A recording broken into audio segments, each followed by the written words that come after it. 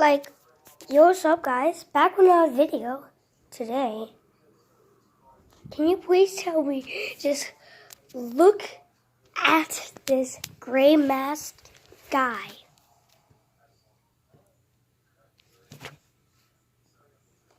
You gray masked guy. Who do you think you are? A soldier? You big nose? Big gray mask? And your big ears? Well, like, look at these ears. Look at this ear. You're just gonna lay there with your mask, with your ugly gray mask, and your ugly gray, whatever, like, get up. Like, look at this dude. Look at this dude.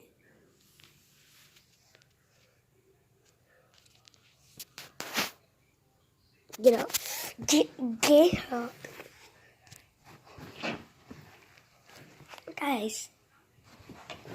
Get up. Get up. Get up. You gray mask guy.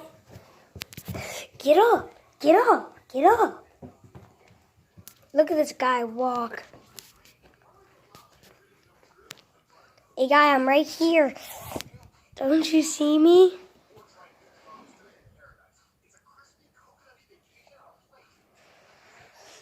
Yeah, guys, I'll show you what I made.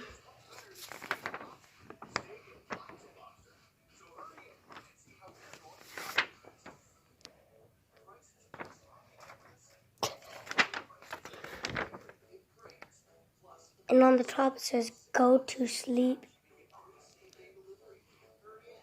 Jeff the Killer. Yo, dude. Jeff the Killer, dude.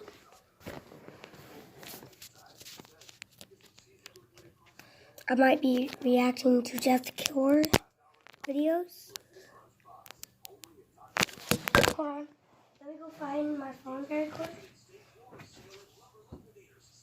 I just had it. Oh, I found it. So, here. Jeff the Killer.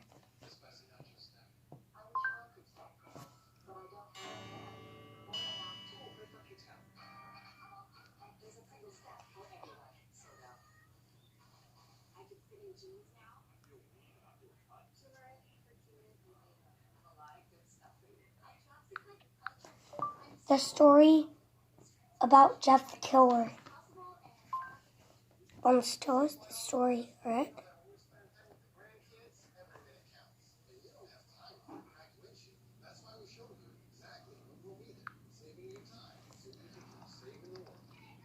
Really? You're gonna pick up a commercial?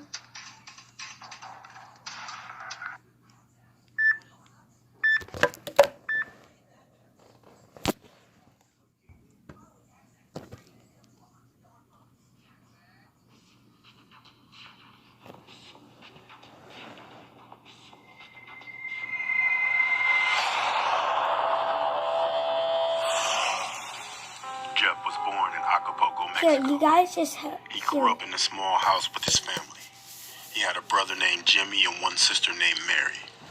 His mother was a housewife and his father was a factory worker. So they were in a critical situation economically. Jeff was an introverted kid. He didn't want to stay with other children. And when the other kids teased him, he beat them up. At the age of 17, he started doing badly in school while he was drinking and doing drugs. At the age of 19, he started working in a supermarket, but he was depressed at that time. One day, his parents discovered that Jeff was taking drugs, so they took away his money and they started to control him. Jeff's situation deteriorated without drugs. He lost his job, and his parents didn't let him go out. Jeff was becoming mad. One day, he totally lost his head. He started to shake on his bed, and He started to get hallucinations all day. That night, while everyone was asleep, Jeff got off the bed. Without making any noise, he went in the kitchen and he grabbed the biggest knife. Damn. His heart was hammering in his chest. His eyes were shining. He slowly opened the door of his parents' bedroom. He approached his mother, aiming for the throat with the knife. Oh, the A throat. few moments later, Jeff came out of the bedroom, leaving his parents dead on the bed. He slowly entered his brother's bedroom. He looked at him for one moment, and then he said with a deep, raspy voice, "Do you want to sleep?"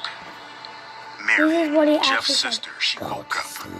She heard a strange noise, but she wasn't sure of what she heard. She got off of her Wait, the 26-minute one. Nothing Oh, what? outlasts Energizer I don't Ultimate care about your Lithium. batteries. Hold on. Hey, you can't do that.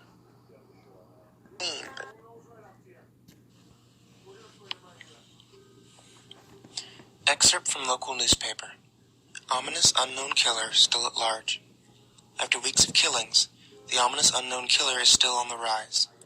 After little evidence has been found, a young boy states that he survived one of the killer's attacks and bravely tells his story. "I had a bad dream and woke up in the middle of the night," says the boy. "I saw that for some reason, the window was open, even though I remember it being closed before I went to bed. I got up and shut it once more. Afterwards, I simply crawled under my covers and tried to go back to sleep. That's when I had a strange feeling, like someone was watching me.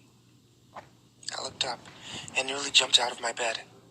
There, in the little ray of light illuminating from my curtains, were a pair of two eyes. These weren't regular eyes, they were dark, ominous eyes.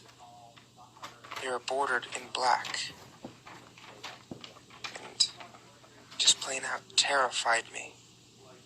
That's when I saw his mouth, a long, horrendous smile that made every hair on my body stand up. The figure stood there, watching me. Finally, after what seemed like forever, he said it. A simple phrase, but said it in a way only a madman could speak. "Go to sleep." I let out a scream. That's what sent him at me. He pulled out a knife, aimed at my heart, jumped on my bed. I fought him back. I kicked, I punched, I rolled around, trying to knock him off me. That's when my dad burst in with his 12-gauge shotgun. He aimed it at the man. He almost got him. But before he could pull the trigger, the man leapt out to the side. The man threw the knife in a Bowie knife style into my dad's shoulder. He let go of the gun. The man probably would have finished him off if one of the neighbors hadn't alerted the police. They drove into the parking lot and ran towards the door. The man turned and ran down the hallway. I heard a smash, like glass breaking. As I came out of my room, I saw the window that was pointing towards the back of my house was broken. I looked out to see him vanish into the distance. I can tell you one thing.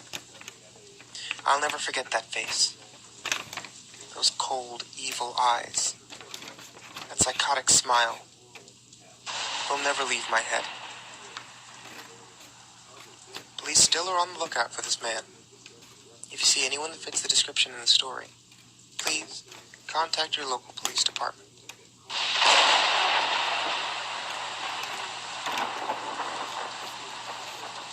Jeff and his family had moved into the new neighborhood. His dad had gotten a promotion at work, and they thought it would be best to live in one of those fancy neighborhoods. Jeff and his brother Lou couldn't complain, though. A new, better house. What was not to love? As they were getting unpacked, one of their neighbors came by. "Hello," she said. "I'm Barbara. I live across the street from you. Well, I just wanted to introduce myself and to introduce my son." She turned around and called her son over. "Billy, these are our new neighbors." Billy said hi and ran back to play in his yard. "Well," said Jeff's mom, "I'm Margaret, this is my husband Peter, and our two sons Jeff and Lou." They each introduced themselves, then Barbara invited them to her son's birthday. Jeff and his brother were about to object when their mother said that they would love to. Jeff went up to his mom. Mom, why did you invite us to some kid's party? If they haven't noticed, I'm not some dumb kid. Jeff, says his mom, we just moved here. We should show that we want to spend time with our neighbors. Now we're going to that party, and that's final. Jeff started to talk, but stopped himself, knowing that he can't do anything. Whenever his mom says something, it's final. He walks up to his room and plops down on his bed. He sits there looking at the ceiling when suddenly he gets a weird feeling.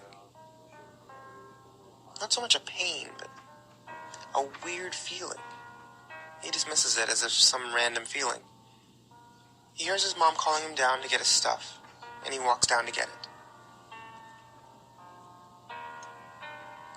The next day, Jeff walked down the stairs to get breakfast and get ready for school. As he sat there, eating his breakfast, he once again got that feeling.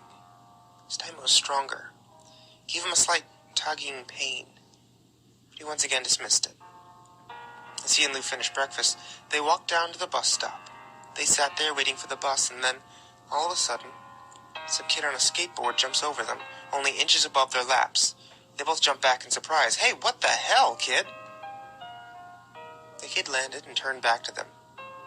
He kicked his skateboard up and caught it with his hand. He wears an Aeropostale shirt and ripped blue jeans. Well, well, well. Looks like we got some new meat. Suddenly 2 other kids appeared. One is super skinny and the other is huge. Well, since you're new here, I'd like to introduce ourselves. Over there's Keith. Jeff and Lou look at the skinny kid. He has a dopey face that you would expect a sidekick to have. And he's Troy. They look over at the fat kid. Talk about a tub of lard. This kid looks like he hadn't exercised since he was crawling. And I, says the kid, am Randy. Now, for all the kids in this neighborhood, there's a small price of bus fare. If you catch my drift. Lou stands up, ready to punch the light out of the kid's eyes when his 2 friends pull a knife up at him. I had hoped you'd be more cooperative, but it seems we must do things the hard way. The kid walks up to Lou and takes his wallet out of his pocket. Jeff gets that feeling. We're gonna stop here, right? I can't do the rest. Bye.